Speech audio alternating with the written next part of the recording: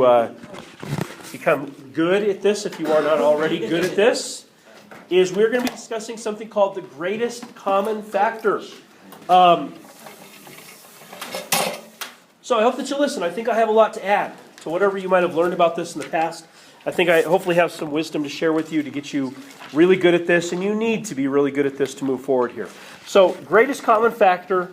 Here are some steps, but I'll give you some overall thoughts about these in a second. The greatest common factor, the steps are this.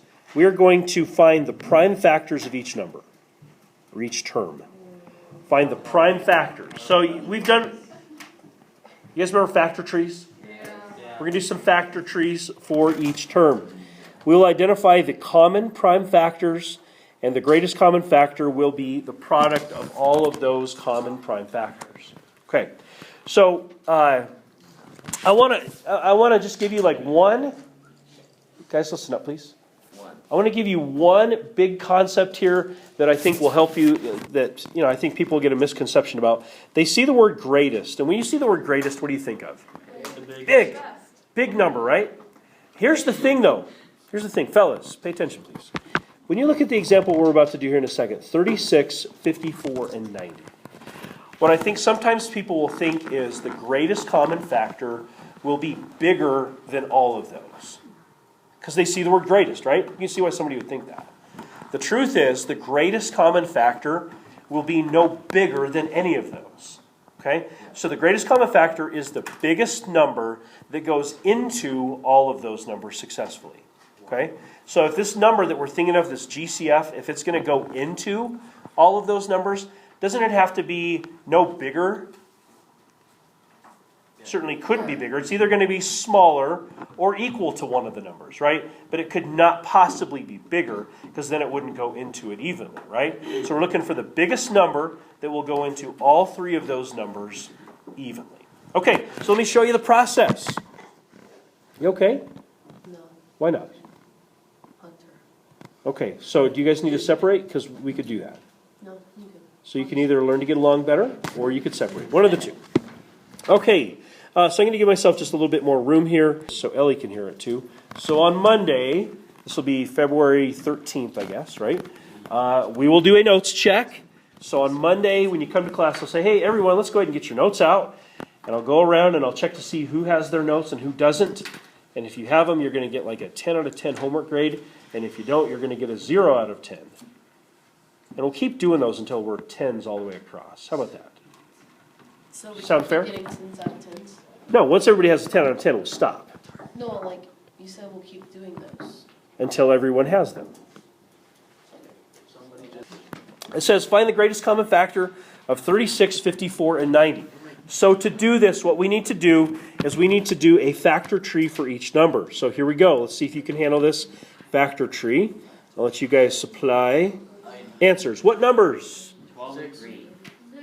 12 and 3, I like that. 6 and 6, though, would also work. Okay, so 12 and 3, are either of those numbers prime? No. 3 is prime, so I'll highlight that one. 12 is not. What numbers go into 12? 4 and 3. Yeah, 4 times 3.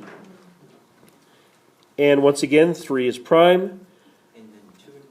4 is really 2 times 2. You are correct. And of course, the 2's are prime. Okay, so 36 is essentially 2 squared times 3 squared. So I'll put that right here. 2 squared times 3, squared. Okay, 54. 9 and 4.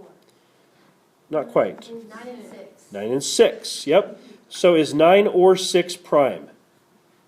No. Nope, neither one of those is prime. Let's keep going. What is the 9? 3, 3, and 3. 3 times 3, those are both prime, right? So you can stop there. How about the 6? 3 and 2. 3 and 2. And again, those are prime. So 54 is really 2 times 3 cubed. Making sense? Because there was 3 3's. Okay, and then finally we get to 90. The prime factors of 90, what? Okay, so 9 and 10, sure, is 9 or 10 prime? No. So we keep going on both. 3, 3, and 2, and 5. So, yep, 9 is 3 times 3, 10 is 2 times 5, and all of those on that final line there are all prime. So 90, 3 squared.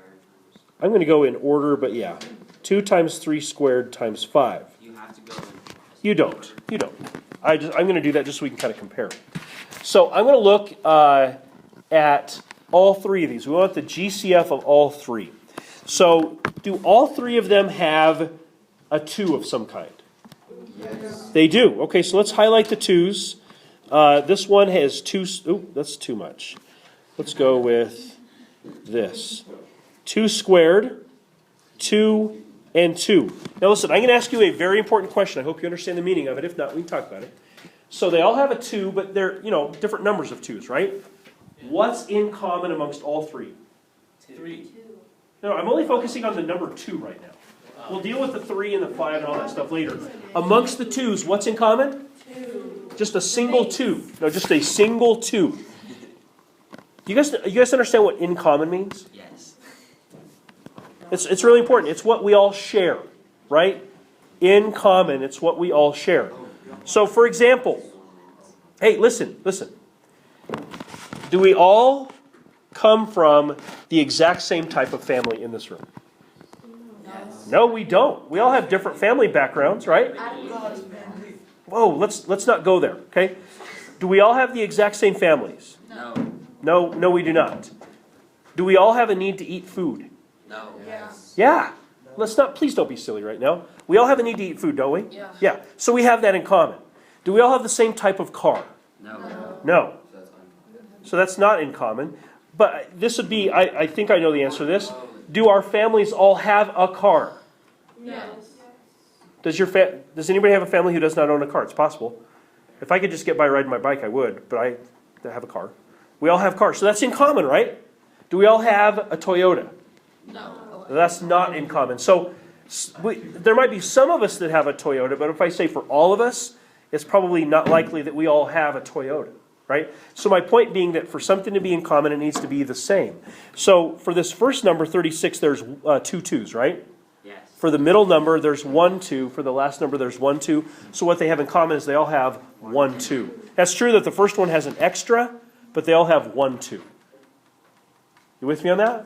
Okay, so for my GCF, I'm going to say, I'll start writing my GCF. My GCF for these numbers would be, starting off with just a single 2. I'm going to put more in there, but that's my start. And then I'm going to focus on the 3s. So I've got a 3, a 3, and a 3. They all have a 3, don't they? What do they have in common, though? 2 3s. 3 squared, right? They all have 3 squared. Now, isn't it true that 54 has an extra? Yeah. But that's not in common. What they do have in common is 3 times 3, 3 squared. And so that's going to be the next part of my GCF. So times 3 squared. And the only other number I see up there is a 5. But 90 is the only number that actually has a factor of 5 in it. The other 2 numbers don't. So doesn't that mean by definition it's not common? Yes. And so at this point I'm done. My GCF is 2 times 3 squared, which is 18. So what that means then is 18 is the biggest number that goes into all 3 of those numbers we had at the start. Listen, I dare you to think of a higher number that goes into 36, 54, and 90. You won't find it. 18 is the biggest one. There are smaller ones, but 18 is the biggest one. That's why it's called the greatest common factor. So wouldn't it be fair to say that 2 is a common factor? Yes. 3 is a common factor? Yes. 6 is, 9 is, but the biggest one is 18. That's why it's called the greatest common factor. Say again? How was 6? 6 goes into 36 6 times. 6 goes into 54 9 times. 6 goes into 90 15 times. So it's a common factor, it's just not the greatest, biggest common factor. Okay. Does that make sense? Yes. Okay. Let's do number 2 here, and then we will do a little practicing at the board. So number 2. Rocky, you with me? Since you don't have your notes, write it down, please. So it says find the GCF of 18y squared and 45y. Okay, so let's do factor tree real quick for 18. What numbers multiply to be 18? 9 and 2. That's right. So 9 times 2. 9 is not prime though, so we break that down 3 times 3.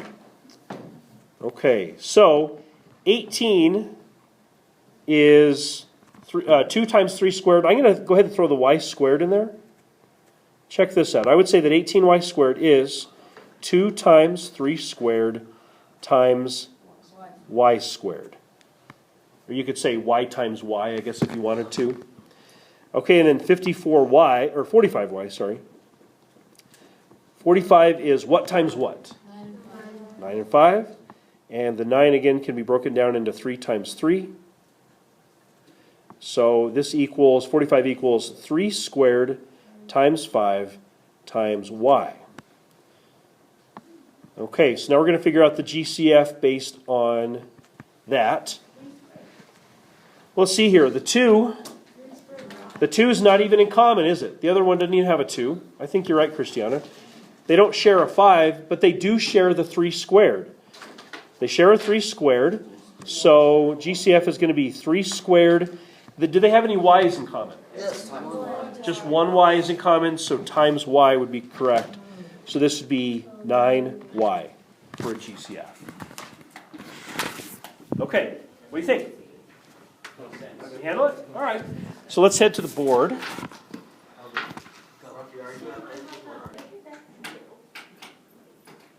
Why'd you hit me? That's minus 4 points. Okay, let's find the GCF of, let's see here. Let's go with this one. 12x to the 4th, y to the 6th. 18x to the 5th, y to the 4th. And 30 x to the 3rd, y to the 5. Ready, go.